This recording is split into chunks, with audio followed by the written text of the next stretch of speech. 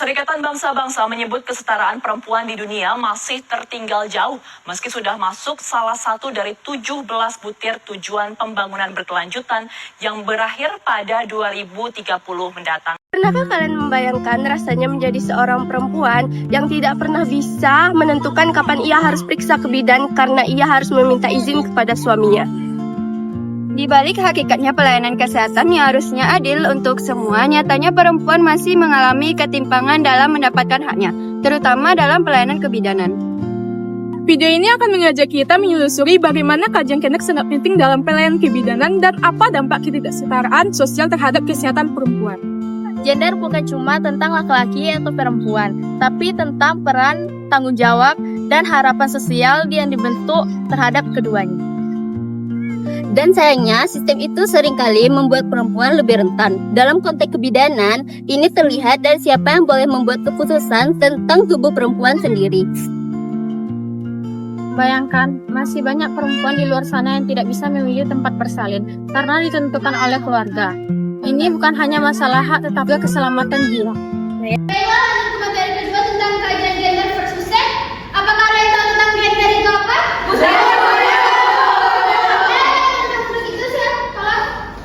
Baik Bu, saya dapat menyimpulkan sendiri kalau gender itu peran dan harapan sosial yang dibentuk masyarakat. Apakah ada yang lain yang ingin menambahkan? Ya, silakan. Dan seringkali perempuan harus tunduk pada sistem itu bahkan dalam kondisi keputusan medisnya. Benar sekali. Tepuk tangan untuk teman-teman. Benar sekali apa yang disampaikan oleh teman-teman kita. Dapat disimpulkan bahwa gender itu dalam pelayanan kebidanan siapa yang punya kuasa membuat keputusan bisa jadi tentu keselamatan jiwa. Apakah paham? Banyak budaya masih menempatkan perempuan sebagai pihak yang harus tunduk termasuk dalam hal kesehatan. Padahal dalam kondisi darurat obstetri, pengambilan keputusan yang terlambat dapat menyebabkan hal yang fatal. Ketidaksetaraan ini dipengaruhi oleh rendahnya pendidikan, kemiskinan, dan informasi yang berujung pada kesehatan ibu.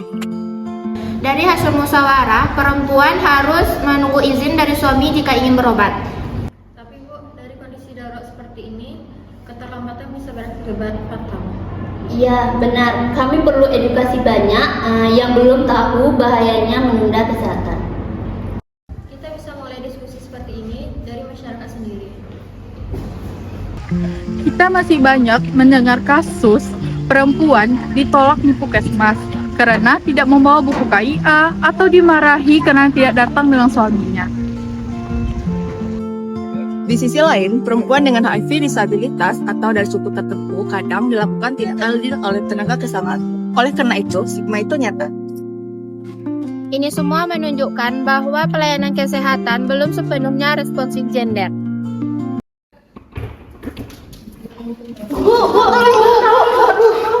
Maaf Bu, suaminya mana? Ibu harus ditemani suami untuk daftar. Suami saya kerja perawat Bu, tolong Bu. Perut saya sakit Bu. Sudah jangan panik Bu, mari kita periksa dulu ya. Baik Bu. Akibat dari ketidaksetaraan ini nyata, angka kematian ibu tetap tinggi karena akses layanan yang terlambat atau keterbatasan akses yang masih rendah. Gizi buruk saat hamil, kehamilan yang tidak diinginkan, kurangnya pemahaman mengenai kontrasepsi. Semua itu bisa diatasi jika perempuan mendapatkan pelayanan yang baik dan aman. Baiklah teman-teman, salah satu penyebab akid ini adalah karena keterlambatan rujukan, karena keputusan tidak bisa diambil cepat.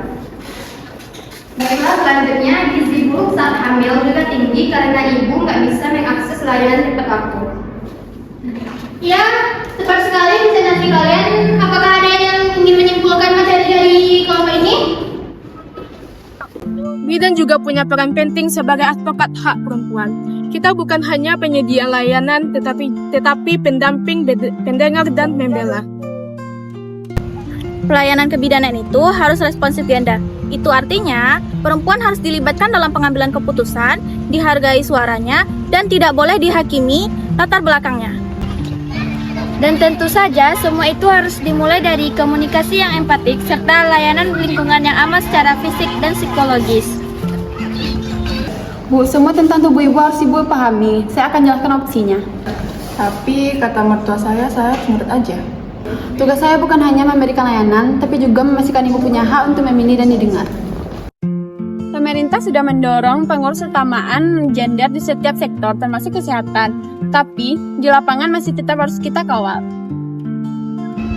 Sebagai mahasiswa kebidanan, kita bisa mulai dari hal kecil seperti bersikap adil, menghargai cerita pasien, dan tidak menyepelekan keluhan mereka. Nat, ayo kita bikin video tentang edukasi hak perempuan. Iya, biar semua orang tahu bahwa pelayanan kesehatan itu harus adil, bukan berdasarkan status sosial. Oke.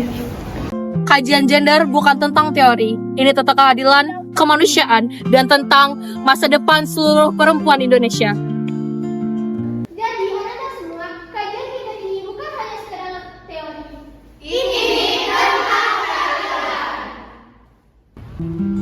Ayo jadi bidan yang berpihak pada hak perempuan, karena pelayanan kebidanan yang adil adalah hak semua ibu. Film ini diperuntukkan untuk seluruh pejuang kesehatan perempuan di seluruh Indonesia. Kami dari kelompok 1 Kebidanan 1C, saya Dewi, Saya Flora, Saya Neza. saya Aisyah, saya Adel, saya Mila, Saya Abel. saya Fresya, Saya Angel. saya Alia, Saya Mona. saya Nadia, saya Lindi, saya Cahaya, Saya Jelita. saya Nisa, Saya Vidya. saya Bella. Saya Mulia. Kami dari kelompok 1 mengucapkan terima kasih telah menonton video edukasi kami. Wahai perempuan Indonesia, dalam alunan langkahmu yang lembut, tersimpan kekuatan semesta. Dalam senyummu, tumbuh harapan. Dan dalam suaramu, dunia bisa berubah. Kesetaraan bukanlah tentang siapa yang memimpin, tetapi tentang siapa yang diberi ruang untuk berdiri sejajar. Perempuan bukan pelengkap cerita. Ia adalah penulis narasi, penentu arah, penjaga kehidupan yang tak pernah lelah.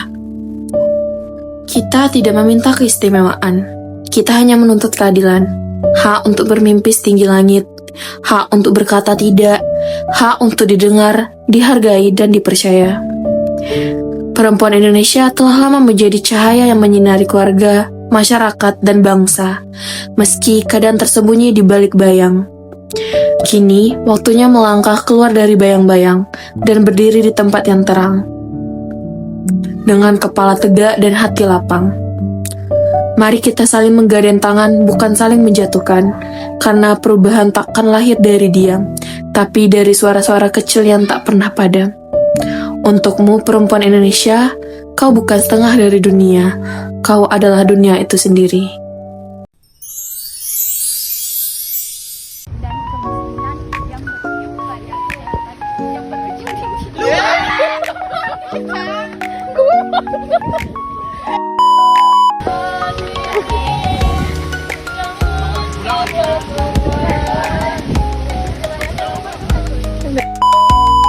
Kami edukasi hari ini. Banyak budaya masih sangat. Budaya. Masih rekaman ya guys di Masjid Raya. Kami lagi membuat video tugas.